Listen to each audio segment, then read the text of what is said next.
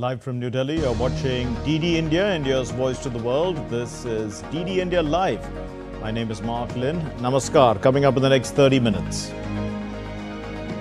Prime Minister Modi inaugurates the School for Ultimate Leadership Soul Conclave in Delhi and calls for future leaders with steel and spirit in every sector to build Viksit Bharat. External Affairs Minister Jaishankar meets the Chinese Foreign Minister Wang Yi on the sidelines of the G20 Foreign Ministers meeting in Johannesburg. And Netanyahu vows to punish Hamas for returning an unidentified body instead of Shiri Bibas, as agreed. Hamas now names 6 hostages to be released on Saturday.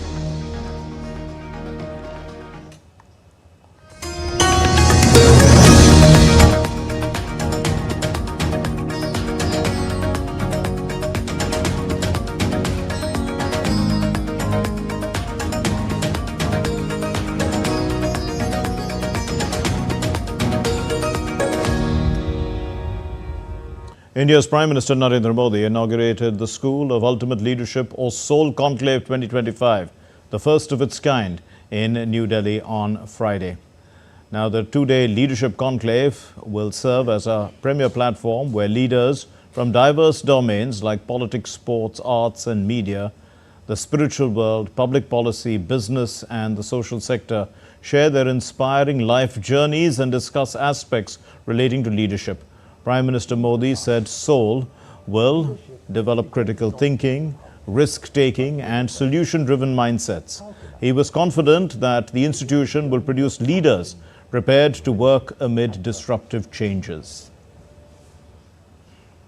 आने वाले समय में leadership सिर्फ power तक सीमित नहीं होगी। Leadership के रोल्स में वही होगा जो इनोवेशन और इम्पैक्ट की कैपेबिलिटीज हो। देश के इंडिविजुअल्स को इस नीड के हिसाब से इमर्ज होना पड़ेगा। सॉल्व इन इंडिविजुअल्स में क्रिटिकल थिंकिंग, रिस्क टेकिंग और सॉल्यूशन ड्रिवन माइंडसेट डेवलप करने वाला इंस्टीट्यूशन होगा।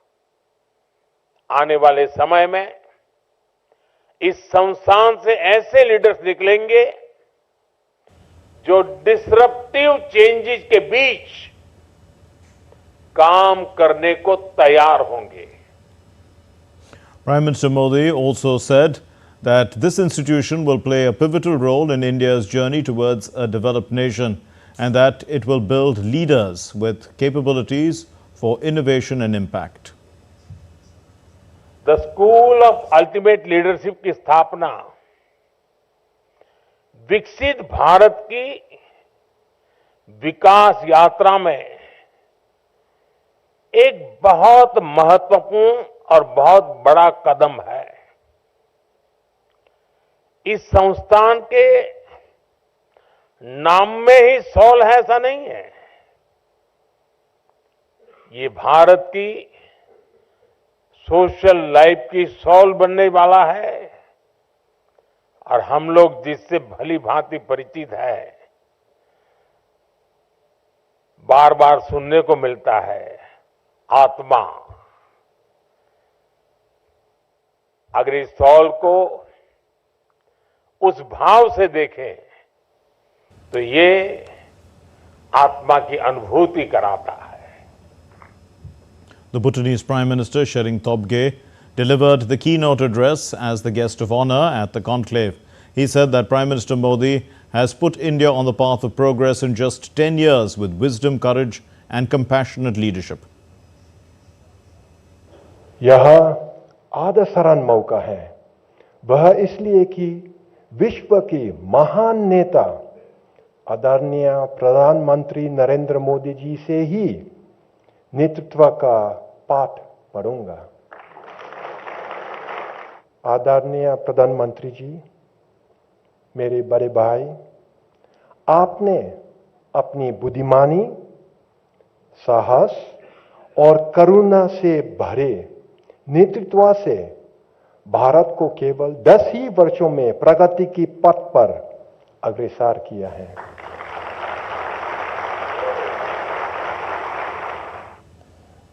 India's Information and Broadcasting Minister Ashwini Vaishnav attended the Seoul Leadership Conclave in New Delhi on Friday.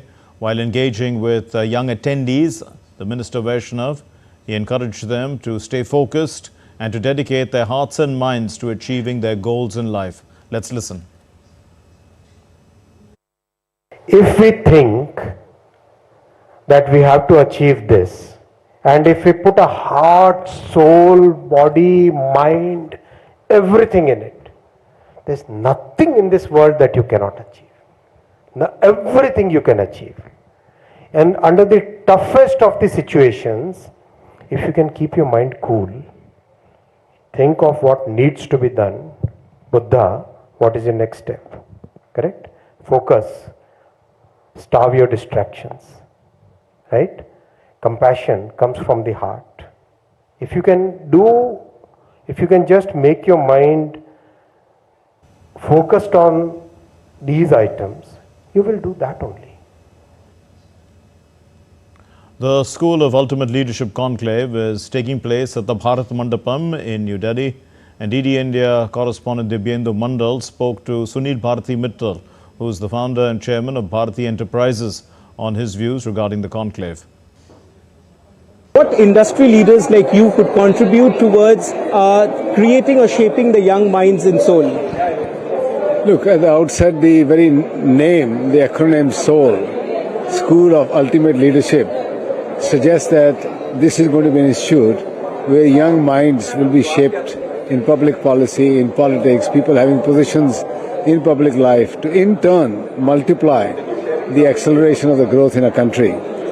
We heard our Honorable Prime Minister this morning talk about that vision, how a few hundred able leaders can then multiply many more and then create a momentum in the country. And I believe this is a brainchild of the Prime Minister, and I'm therefore very glad that I had the opportunity and the privilege to be a part of this whole process here on the first conclave. The young minds who are assembled here today will be listening to some of us when we share our life experiences. Most of us have built big enterprises. In the case of Airtel, as you know, it's not only just one of the largest companies in India, it's the second largest telecom company in the world. It's in Africa, it's in UK now, it's in Bangladesh, it's in Sri Lanka. When the Prime Minister spoke about it today, have an Indian base, but a global mindset, solve India problems with a global viewpoint. And I think that's what our journey at Airtel has been, where we brought in the best technologies from the globe, added the local talent and technologies, and created India's one of the most admired telecom company, Airtel. So I'll be sharing those some of those leadership nuggets today here with the young minds, and I hope they land well, they are delivered well, and they can learn some lessons from our difficulties, our journeys that we've gone through. But equally, I'm here to also learn from others and hear also the young minds. They'll be speaking and asking questions and giving their comments. So it'll be a nice interactive session here today. A lot of positivity here from Mr. Mittal. Thank you so much, sir, for talking to Doordarshan. This is Dibyendu Mandal from New Delhi with Cameraperson Anand for DD India. India's External Affairs Minister Dr. S. Jaishankar met the Chinese Foreign Minister Wang Yi on the sidelines of the G20 Foreign Ministers meeting in Johannesburg today. The External Affairs Minister highlighted the significance of dialogue even amid challenges in bilateral ties. He acknowledged India and China's efforts in preserving the G20's role in a polarized world and noted key developments since their last meeting in Rio, including high-level visits and discussions on border stability and broader diplomatic engagements. External Affairs Minister and Chinese Foreign Minister, His Excellency Wang Yi, met on the sidelines of G20. The meeting lasted for about 30 minutes.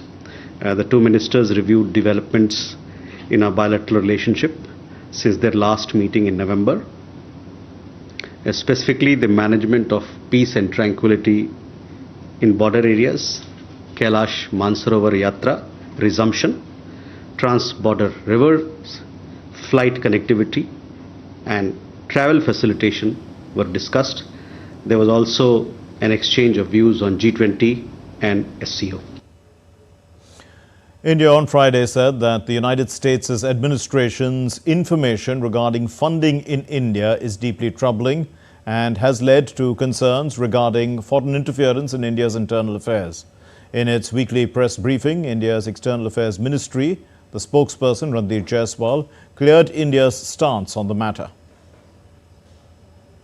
We have seen information that has been put out by the US administration regarding certain USAID activities and funding.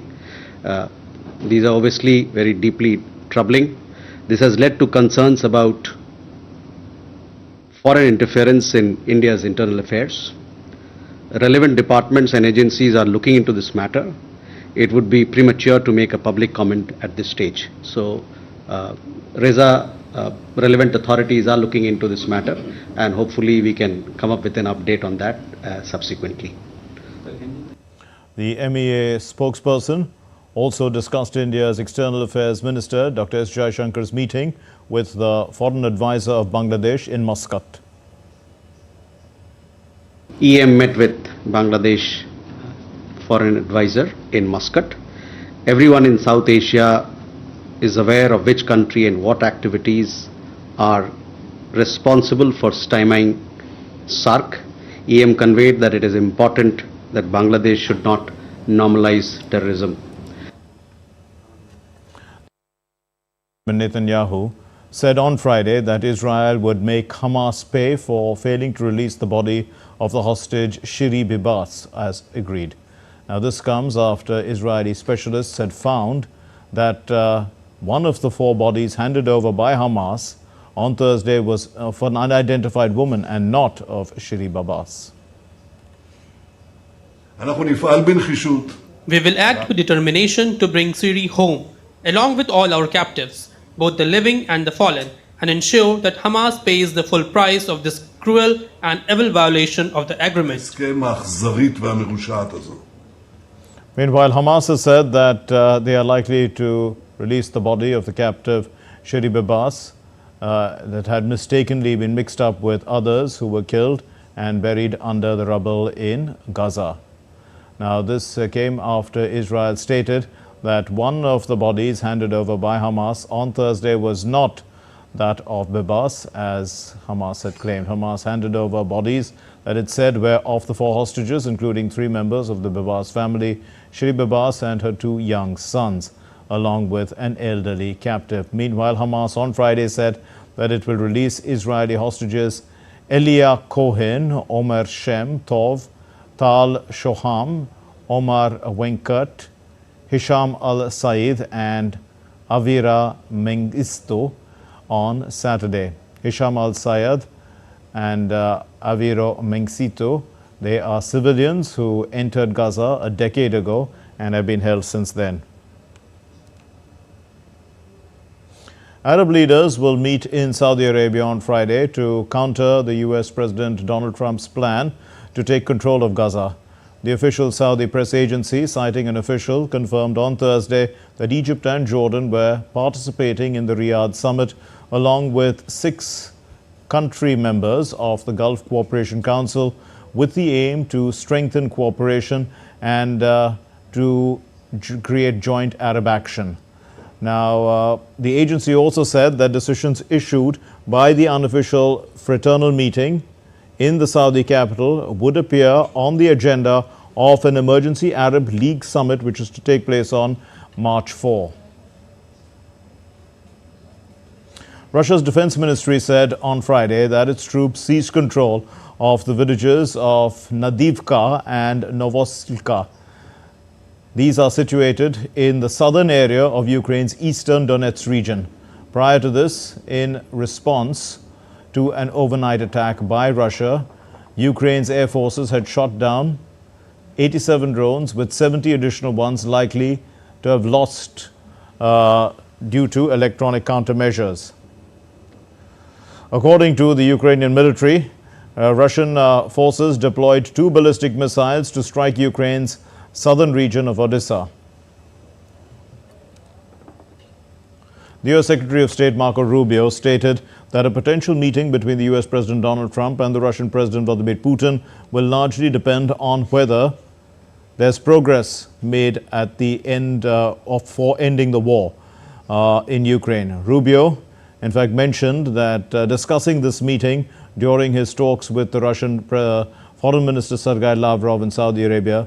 He said that this took place, and afterwards Trump had indicated that he would likely meet Putin before the end of the month. But Rubio added that Trump wants to gauge whether Russia is serious about ending the war in Ukraine, which began with Moscow's invasion of its neighbor 3 years ago. The U.S. President Donald Trump is gearing up for a significant week of diplomacy, with meetings scheduled with two key European leaders. On the coming Monday, he'll host the French President Macron at the White House and discuss bilateral relations and global politics. This meeting is expected to cover a range of issues in maintaining strong alliances. On next Thursday, President Trump will meet with the British Prime Minister Keir Starmer.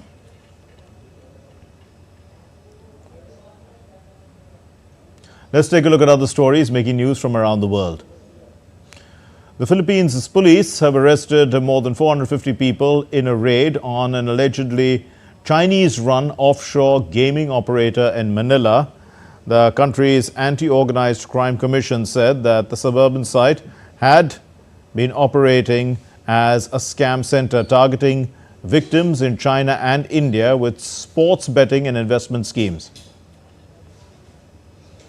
After a hiatus of 6 years, Pokemon Go tour returned to New Taipei Metropolitan Park in Taiwan. Players from all over the world gathered to click images of Pokemon on their mobile phones. On the occasion, the mayor of New Taipei City joined the event, clicked pictures and expressed gratitude for the return of the event to the city. Heavy snow blanketed northern Japan and regions facing the Sea of Japan on Friday, prompting avalanche warnings. Weather office officials there, they have stated that the avalanche warnings across Niigata Prefecture continue.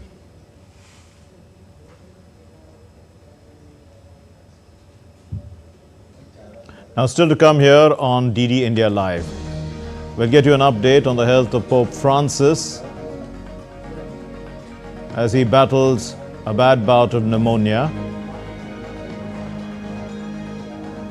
And Myanmar returns 300 more Chinese scam center workers. In fact, that story we've given you already.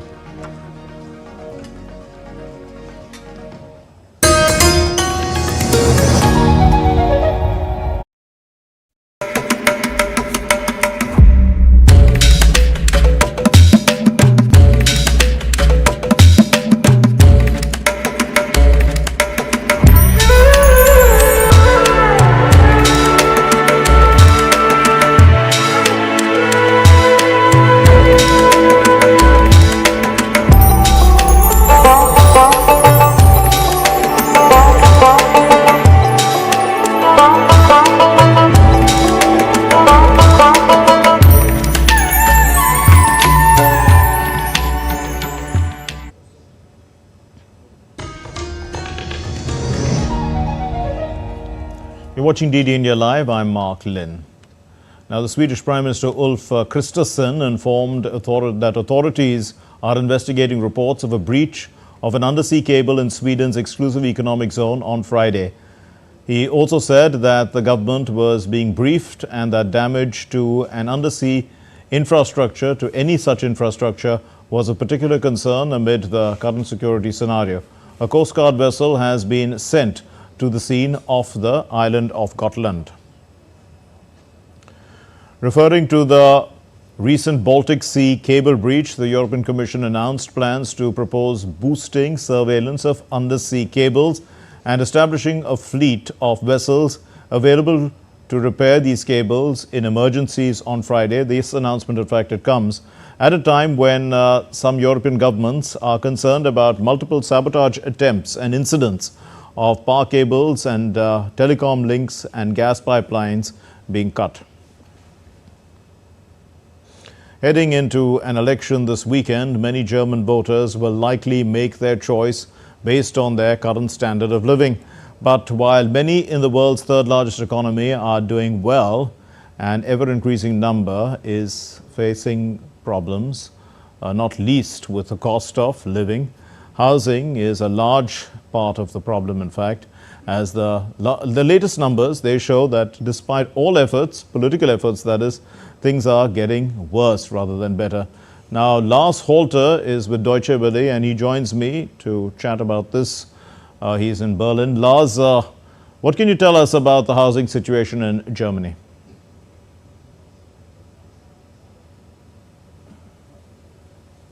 Thanks for having me. Well, it's been a sad story for a long time. Basically, there is a dramatic housing shortage all across the country, and latest numbers we just got from the government show indeed that things aren't improving. Last year, authorities also approved 215,900 residential units to be built. That's down 17% from the previous year. Looking at single-family homes, it's actually 20% down. Now, what's even worse, there doesn't seem to be any light at the end of the tunnel. For this year, experts expect only 210,000 projects to be approved. As for what's really being built, experts say it will likely be 230,000 units this year in 2025. And that's a far cry from the 400,000 units the government wanted to build to alleviate the recent crisis in the housing market. And it's gotten wild indeed. I'm reporting from Berlin, of course, the capital of Germany, and the city with just over 3 million people and a huge housing shortage right here locally. It's absolutely normal that landlords receive hundreds of applications for every apartment they want to rent out, especially if it's affordable, which it often, of course, isn't. So it's hard, especially for young people, to find an apartment. It's expensive and it has a major impact on the entire economy. In fact, we're hearing from all kinds of businesses across Germany that they're finding it hard to attract talent for the workforce, often because people can't find a place to live in any given area. But Lars, what's behind all this shortage? I mean, is there not enough construction taking place?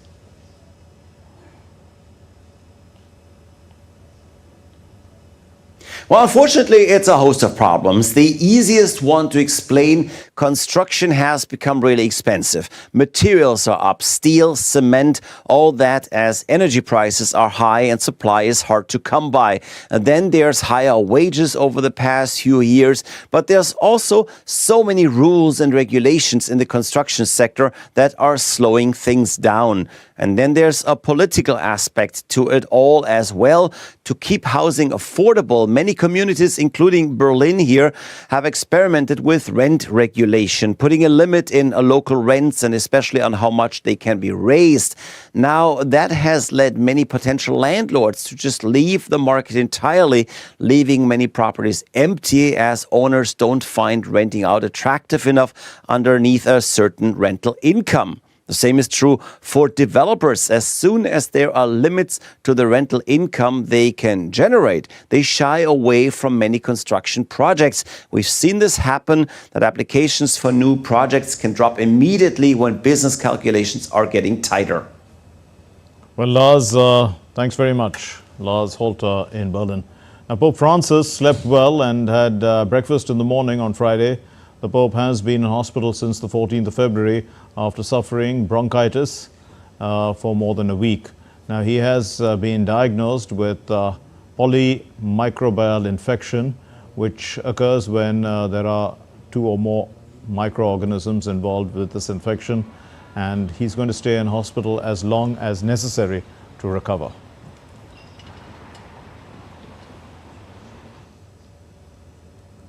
Myanmar handed over 300 Chinese scam center workers to be repatriated through Thailand on Friday as authorities intensified their crackdown on illegal operations. Thousands of foreigners are expected to be sent home from the scam compounds in Myanmar over the coming weeks, with the first batch already flown out on Thursday.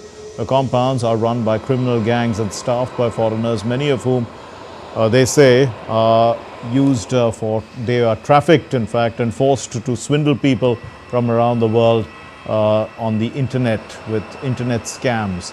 Myanmar's junta said that a second group of 300 Chinese nationals was handed over on Friday. India's Vice President Jagdeep Dhankar attended the inaugural session of the 21st General Session of the African Asian Rural Development AARDO conference in New Delhi on Friday. Speaking at the event, he highlighted steps taken by government to strengthen rural communities across the country. He also spoke about the steps taken by government towards women's empowerment, empowerment of underprivileged sections of society, how India's push towards poverty elimination can become a model for the world. India offers a perfect example how to leverage technology to empower people, to mitigate their suffering, to cut into corruption, to generate transparency, to generate accountability. And that is why in this country I am sure people have the figure 1.5 billion people. Unity in diversity, very varied, but it was seamless service connectivity, service delivery. There are no long queues for services now. Every person seems to be empowered to get benefit of technology, even if he or she has to receive some assistance. Well, visitors were amazed by dazzling displays at the 14th Sharjah Light Festival, which is currently underway in Sharjah in the United Arab Emirates. It's themed Lights Unite Us, and this year's edition is witnessing 75 global lighting manufacturers coming together to showcase their innovative designs and technologies at the festival.